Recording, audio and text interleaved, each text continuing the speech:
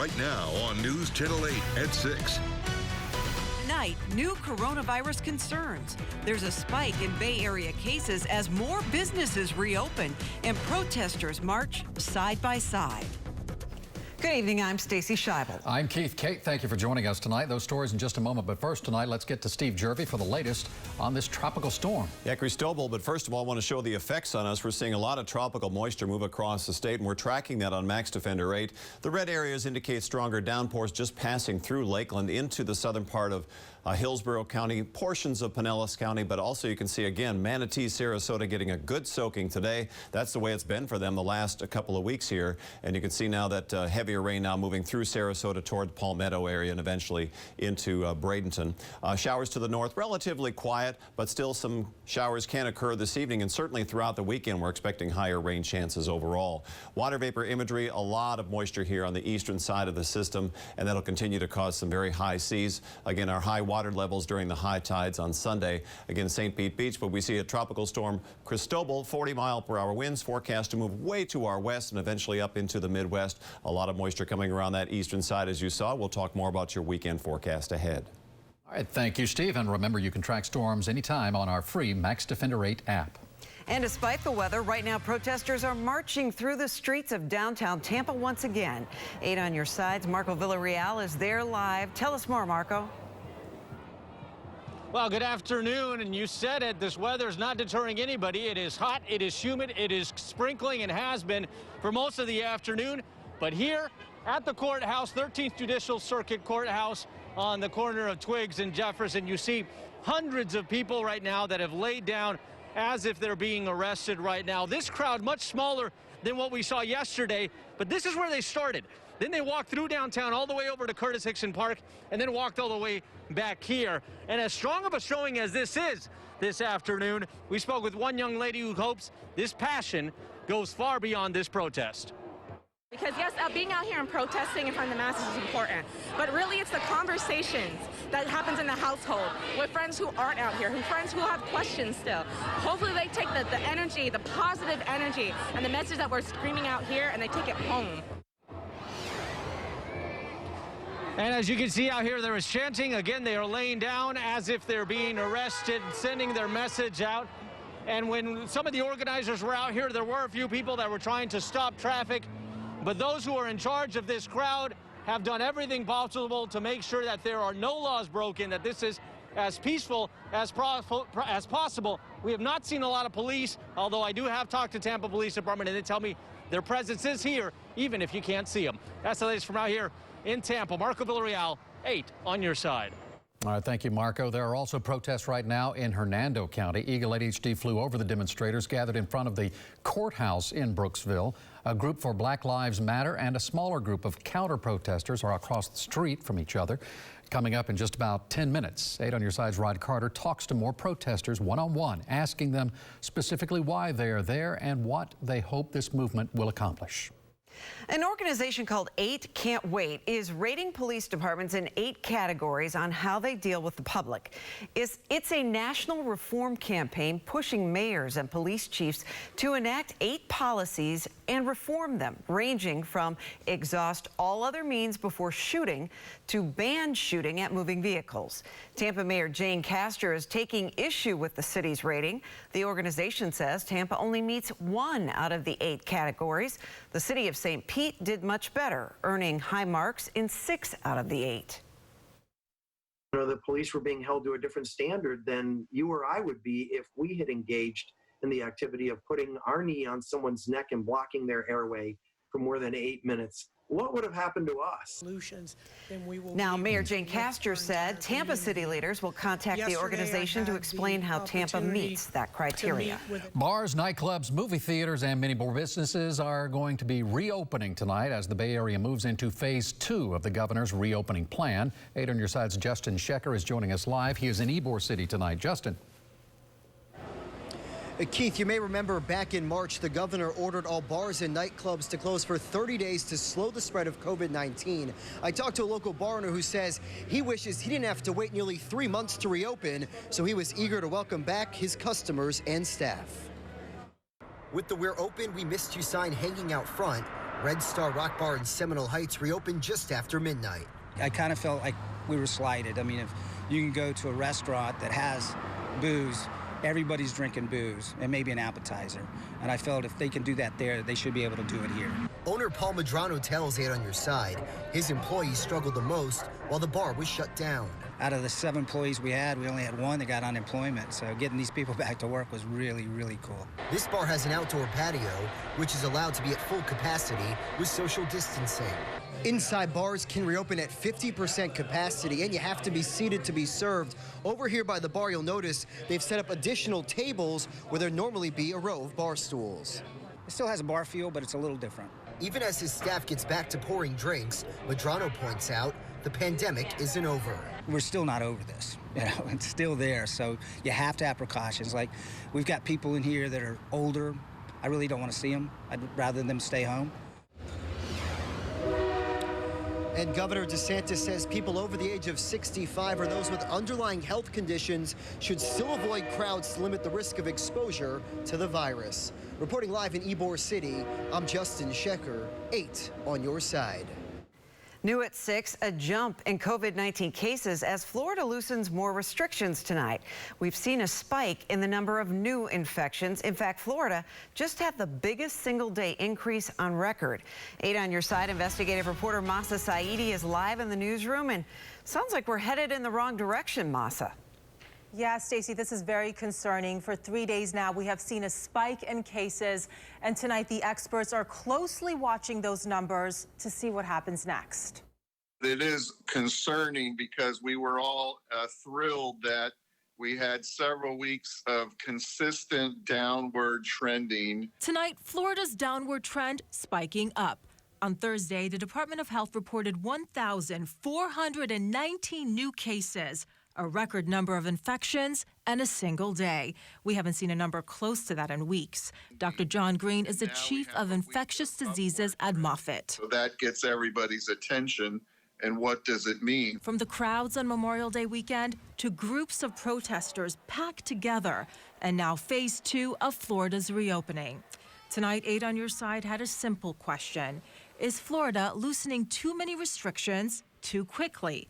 Governor Ron DeSantis has repeatedly stressed that more testing means more cases. Now, the virus isn't gone. I think that we're testing a lot. We are identifying cases. You got to look at trends over 1 to 3 weeks from now. What is it really doing? What would you need to see to be concerned about a second surge? Not just number of cases going up, but also hospitalization rates going up, visits to the emergency room with respiratory-like illnesses. Dr. Green is personally tracking numerous indicators. While the number of COVID-19 cases has been increasing in recent days, the hospitalization rate and the death rate has not. So again, the next few weeks are critical. All of this comes as the director of the CDC says tonight he's concerned those protests are going to lead to another outbreak. Stacey? If you have something you would like Masa to investigate, call our helpline at 1-800-338-0808. Unemployment claims due to coronavirus are trending down in some states, but more claims were filed last week in Florida compared to the week before. The state has created new features designed to cut down on the backlog, but some applicants are not impressed. There's now a virtual waiting room, for instance, on the state's unemployment website, but it limits how many people can actually log in. You have to go back in, file, and then if you're not within that 10 minutes, it bumps you offline too. And then you have to go back in and wait for the start all over again. The Department of Economic Development created the waiting room to prevent the site from crashing. The Connect site can only accommodate 80,000 users at one time. And at last check, Florida has more than 2 million unemployment applicants. Well, tonight, 8 on Your Side goes one-on-one with protesters. Cops killing blacks, simple as that. And they gotta stop. Coming up next, a closer look at why protesters continue to march and how they hope to create change. We've told you the when, we've told you the where, and we've told you the how of George Floyd protests. But tonight we want to take a closer look at the why. 8 on Your Side's Rod Carter has been talking with protesters about why they continue to demonstrate. He is joining us live from Curtis Hickson Park, where another protest is taking place. Rod. Yeah, you know, Keith, Stacy, just as Marco showed you a few minutes ago, that crowd that was here just a short time ago made their way down Ashley Street, headed to continue their protest this Friday night. They are a very diverse group of people, but they do have one central theme. One thing they all have in common: they want these protests to turn to progress. It's a subject with an answer that's not black and white about a topic that is. The death of George Floyd in Minnesota, who died in police custody while a Minneapolis police officer pressed his knee into his neck for nearly 9 minutes, has widened a national discussion that's a centuries-old conversation on racial injustice. It has sparked a new movement on diversity, the treatment of people of color, and police brutality. There are too many injustices and there's too much racism, and that just flat out needs to end. Racism, the overarching reason protests here and across the country are happening day after day, as many take a knee to now take a stand. Do you think at the end of the day, it's going to change? It's got to. Something has to do something. We have to try everything we can. Any little thing, as long as we get their attention, it's doing something. For some, the point of the protest is more narrowly focused. Cops killing blacks. Simple as that. And they gotta stop. But what does it take beyond the marches and beyond this movement to make real systemic change? Continuing the fight, not giving up. If we just take every little hit and give up right then and there, then nothing will ever change. And this is me as a Hispanic man standing with my black brothers and sisters, because they deserve better. Voices crying out for change, hearts hopeful a change is gonna come. If we just do what we're doing now, just coming together in unity and coming together in love and standing together as one whole group, as all the races are coming together. As you can see, it's not just the black people, it's a lot of races. If we can just come together in unity, it should end. And there are a lot more protests planned here in the Bay Area and really across the country over the weekend. But more importantly, there are a lot of conversations planned as well between older folks in the community and younger folks in the community to try to bridge that gap and find a connection and an end to these issues. Keith, Stacy. Max Defender 8, the radar built for Tampa Bay weather. Sponsored by Moss Nissan. Now, Chief Meteorologist Steve Jervy. Well, a flood watch in effect for heavy rain through Sunday evening. And of course, you can see on Max Defender 8, we'll show you here in a second, a lot of rain falling now. Localized flooding possible. And of course, rounds of heavy rainfall likely the next few days. Max Defender 8 very busy this afternoon, tracking the showers out there. You can see some heavier rain, southern parts of Hillsborough, portions of Manatee, all lifting to the north. The circulation controlled essentially by our tropical storm in the Gulf of Mexico. So that's why we're seeing the movement of the showers, and that'll likely continue throughout the weekend.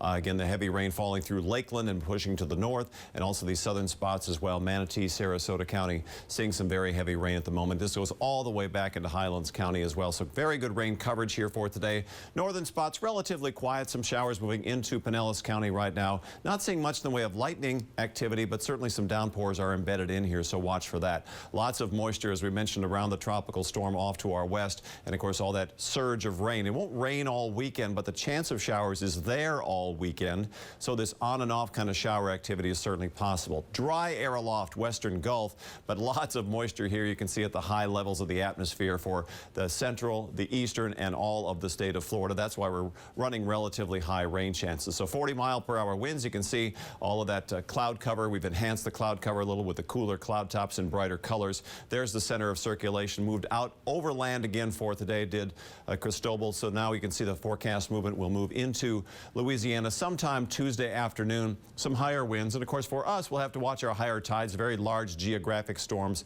tend to cause a little higher storm surge. That's why they have the advisories in place for those northern counties. So just watch your high tides wherever you are on the west coast of Florida this weekend, especially Sunday. Forecast models are pretty well locked into that forecast path.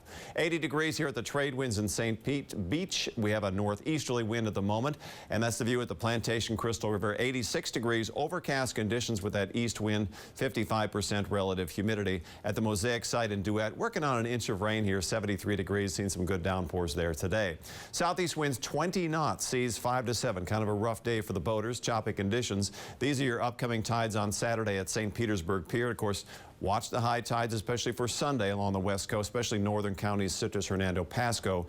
Forecast lingering rain at 9 p.m., 73 at 7 a.m., 79 degrees at noon. Lots of clouds throughout the weekend until we get this tropical system out of the area, but there's still lots of leftover moisture around the region.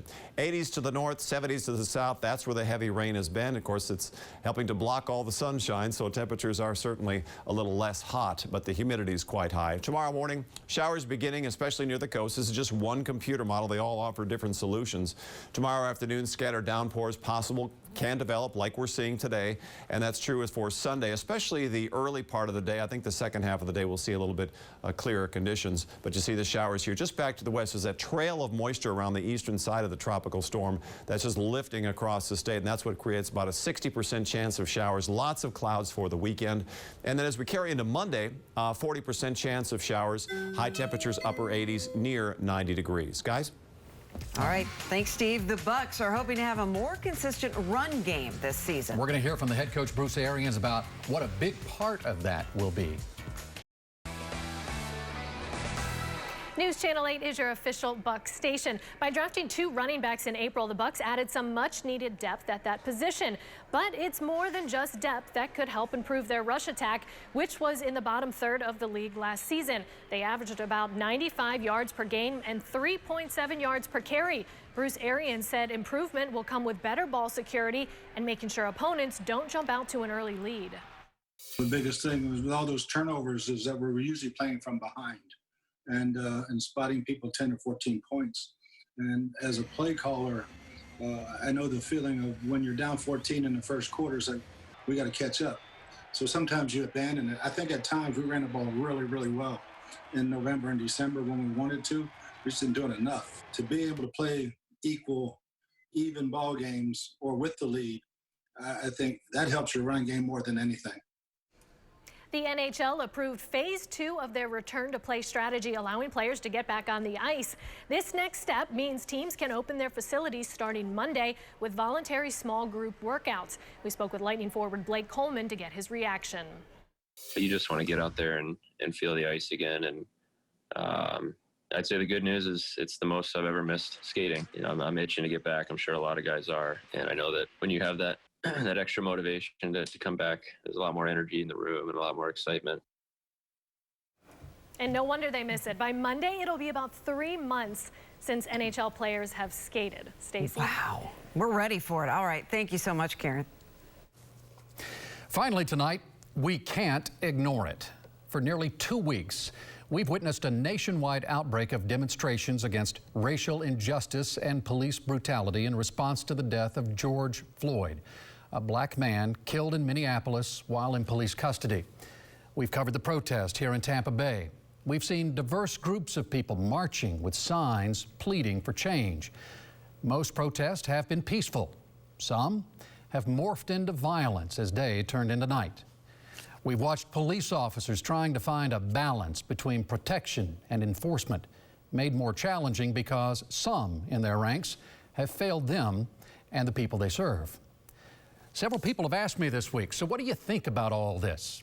Maybe you've been asked a similar question, and maybe it made you feel uncomfortable, like it did me. Talking about racism is difficult, but imagine being on the receiving end of it. I can't, not really. None of us who are not black can fully comprehend the hurt, the anger, or the fear for one's own safety because of the color of their skin. But I believe we need to talk about it, and more importantly, we need to do something about it if we're going to build a better community. Here at News Channel 8, we're committed to doing our part for all of you.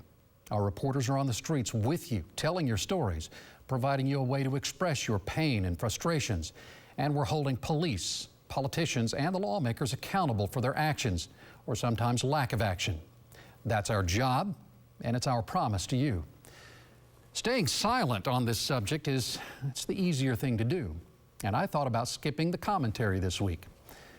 But then I did some soul searching, and I thought, you know what? I owe it to my friends, my coworkers, and neighbors to speak up. So, what do I think about all this?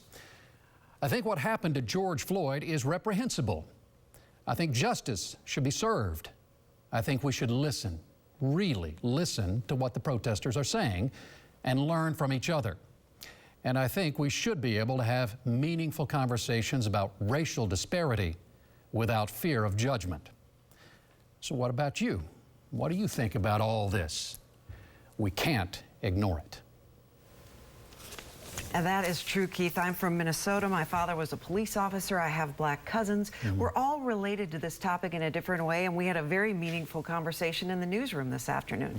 Just starting the conversation can be tough, but so important. It's going to take some time. Yep.